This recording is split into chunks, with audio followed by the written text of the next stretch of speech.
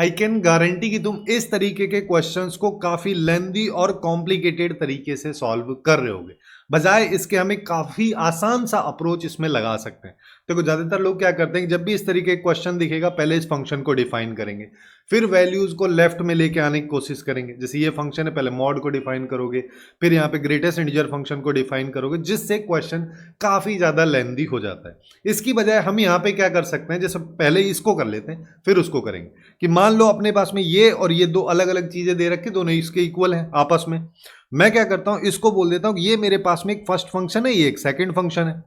और मैं बोल देता हूं कि ये एक फर्स्ट फंक्शन जो कि एफ एक्स के बराबर है, ये एक सेकंड फंक्शन जी एक्स के बराबर है। दोनों के ग्राफ को बना लेता हूं कि मॉड ऑफ कॉस एक्स का अगर मान लो मैं ग्राफ बनाऊंगा तो अपने को पता है रफली कुछ इस तरीके से जाएगा, ठीक है। ऐसे ही अब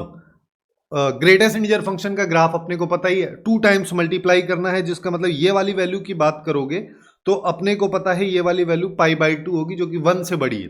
तो 1 यहां पे कहीं आएगा। तो हम यहां पे बोल सकते हैं 0 से 1 में, जब 0 इंक्लूडेड है 1 इंक्लूडेड नहीं है, तो ग्रेटेस्ट इंटीजर फंक्शन राइट वाले का या जी का ग्राफ कुछ ऐसा होगा,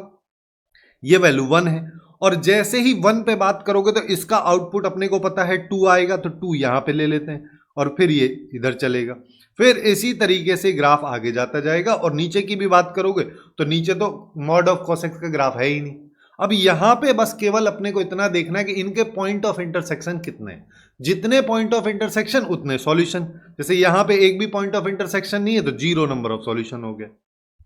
वैसे ही यहां पे ये वाला दे रखा जगह, ये अपने पास में एक फंक्शन है, एक ये है, दोनों को अपन बना लेते हैं। सबसे पहले मिनिमम मैक्सिमम वाले फंक्शन को डिफाइन कर लेते हैं, जिसमें बेसिकली हो क्या रहा है कि अपने पास में 2 मॉडुलस फंक्शन दे रखे हैं, मॉड ऑफ x-3 और मॉड ऑफ x+2। तो मॉड ऑफ x-3 मतलब x इक्वल टू 3 पे 0 रहेगा, उसके बाद x-3 की तरह जाएगा, और इधर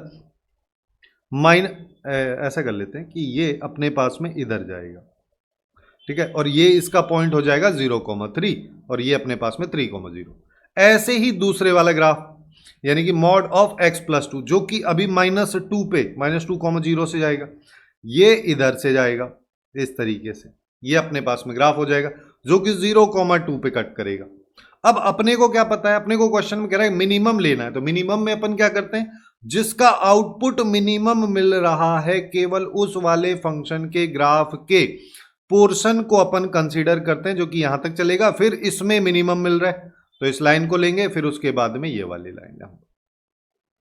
तो ये इसका ग्राफ हो जाएगा। अब दूसरा ग्राफ क्या है, दूसरा अपने पास में ये वाला फंक्शन है। इस वाले फंक्शन को अगर अपन देखें तो सिंपल क्वाड्रेटिक इक्वेशन है जिसके 2 रूट्स होंगे -2 और -1, जिसका मतलब अपवर्ड टाइप का पैराबोला बनेगा और जो 2 जगह कट करेगा, जिसमें पहला पॉइंट तो अपने पास में हो जाएगा ये वाला, दूसरा हो जाएगा -1,0 यहां पे, और अपने को पता है कि y एक्सिस पे कहां पे जाएगा, जैसे ही x 0 करोगे तो y हो जाएगा 2, यानी कि ये यहां से पास होगा। ऐसा इसका ग्राफ होगा